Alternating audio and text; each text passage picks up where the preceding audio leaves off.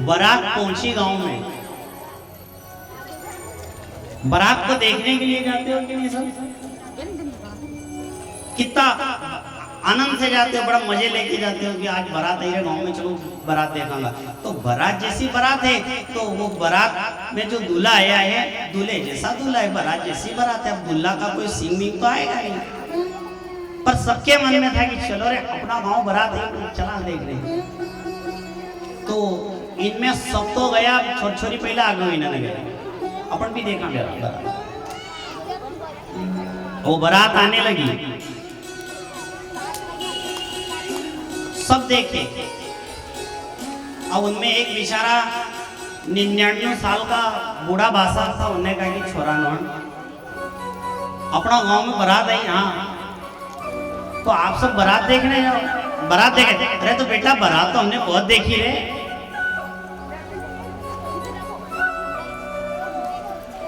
बारात तो बहुत देखी। तो उन्होंने कहा कि वाह, आपने जो बारात देखी वो बारात अलग होगी। अच्छा, इसमें जो दूल्हा आया है ना, जो बाराती आए हैं, ऐसी तो कोई ने कभी देखी नहीं होगा। क्यों? तो बोले कि जो दूल्हा है वो नांदिया पे बैठ के आया है। अरे ऐसा कहीं होए क्या हुआ है? अरे मेरी 99 साल की उम्र हो गई, बेल पे बैठ के आया। हाँ बेल पे बैठ के आया है। नहीं, इन्हें भी मुंडो आगे नहीं करियो। क्यों? बैलिया बैठा तो मुंडो आगे नहीं कले कर लियो, पीछे। तो उन्होंने कहा कि पीछे क्यों करो? उन्होंने कहा कि भूत बलित नाचेगा तो देखने में तो आओगे कि कैसा नाचेगा। और वो बेचारा बासा ने कि यार ये दूल्हा बड़ा गजब है कि बेल पे बैठ के आया, उल्टो मुंडो करीने आया। बेटा मेरे को भी दिखा दो रे। तो वो 4 छोरा था ना दादा का, वो 2 नाई से बहुटो पकड़े, 2 नाई से पकड़े ले जेने वो बीच में खड़े हो गए। जब आई बारात तो सब भूत बलित ने उल्टे सीधे नाचे देख देख के सब भगने लगे। तो वो दादा से तो कह दिया कि दादा अब तो वो हम खड़ा तो नहीं रख सकते, तो वहाँ एक बड़ को झाड़ दो ना, दादा का पट्टो लगे ना, सो पसीन बांध दिए। अब 99 साल का दादी बेचारे से खड़ा रहते बने। जब भूत बलितों की बारात आई तो सब आखा गांव का लोग इधर उधर भागे, गांव खाली खाली कर भागी गया। बाप रे बाप, ऐसी बारात, ऐसी बारात, ऐसी बारात तो देखने में नहीं है कभी। तो क्या पूछा आप? गली में से जब बारात निकली तो चक्का जाम हो गया।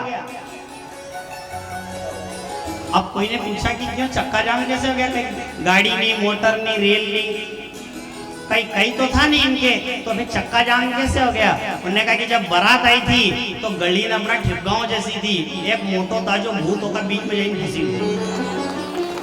बाबा भोलेनाथ की। अब वो पट्ठो न तो आई पाछा खस कर नहीं आगे जाए। अब ये फंस गया बीच में, तो पीछे वाले सब रुक गए। लेकिन क्या बारात आगे जान दो, बारात आगे जान दो।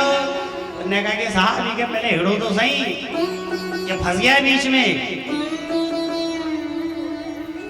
पीछे का पूरा चक्का जाम हो गया।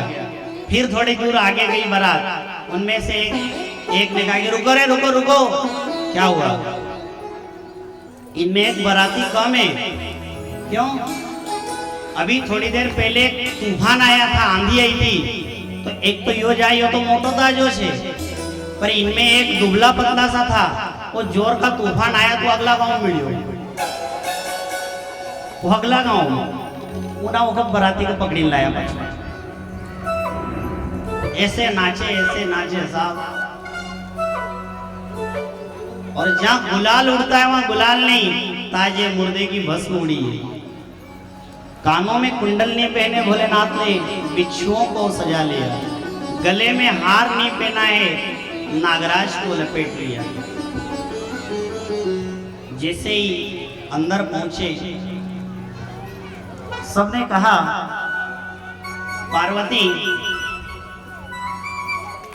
ये तो अच्छा हुआ कि ये भूत केवल तेरे ही हिस्से में आया। अच्छा हुआ कोई के नहीं मिली। अरे ये तो बड़ा डेंजर है, बड़ा खतरनाक है ये। अच्छा तेरे जीजाजी अच्छे? अरे खूब अच्छा, बहुत अच्छे हैं वो तो, उनकी तो पूछो नहीं, ऐसा तो कोई 3 लोक में नहीं मिलेगा। दिया लेके जाओ तो तेल खत्म हो जाएगा, परसों नहीं मिलेगा। तो क्या अच्छे नहीं है? अरे बहुत अच्छे हो। अब भीतर जैसी बारात पहुंची थी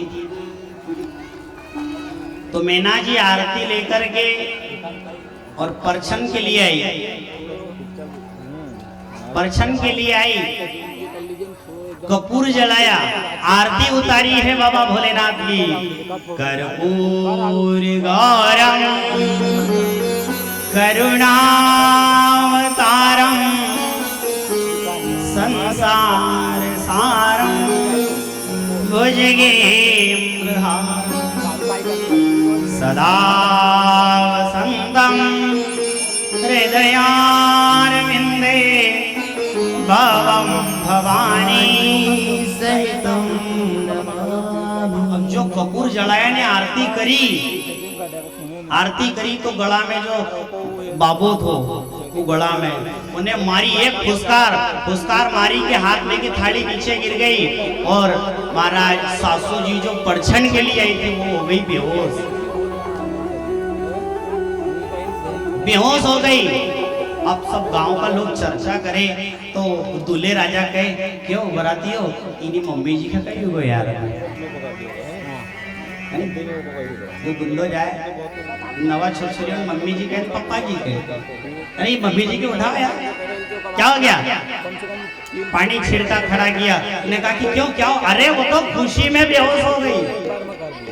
आई की खुशी में बेहोश हो गई। जिन्हें कहा कि देखो आज के समय में पानी की बहुत आफत है, बहुत परेशानी है, तो इनने देखा होगा कि अपना जमाई साहब का पास तो रेडीमेड वो जटा से निकले नहीं, कहीं स्टार्टर खराब हुए नहीं, मोटर बढ़ा नहीं, काय का टेंशन नहीं, पाइपलाइन फूटे नहीं, कुछ नहीं, तो उनने देखे होगा कि अपना जमाई साहब का तो घर की पाइपलाइन है तो बेहोश हो गई। इसी बारात आई थे, भोजन कराने के लिए बैठा, भूत बलितों को बैठाया तो कोई एक मुंह का, कोई दो मुंह का, ने कोई की मुंडी नहीं थी, ने कोई आगे भागे, कोई पीछे जाए, न कोई का पाँव आगे, न कोई गर्दन पीछे था। ऐसी बारात आई थी और बड़े ही धूमधाम के साथ में भोलेनाथ का विवाह हुआ था। ऐसा विवाह जिसको आज तक ये संसार याद रखता है। शिव नमः पार्वती पते हर हर ऐसी महिमा है मेरे भोलेनाथ की। जब लगन लगाए गए थे, लगन लगाने में भोलेनाथ से ब्राह्मण देवता ने पूछा था कि दूल्हे राजा आप लगन करना चाहते हो? हाँ। आपका नाम? तो बोले मेरा नाम शंकर। पिताजी का नाम शंकर, दादाजी का नाम शंकर, परदादा का नाम शंकर। इन्होंने कहा कि भैया ये दूल्हा जो आया है इन्हें ज्यादा भांग पी ली है। अरे कोई समझाओ, नाम तो बताओ सही से। इन्होंने कहा मेरा नाम शंकर है।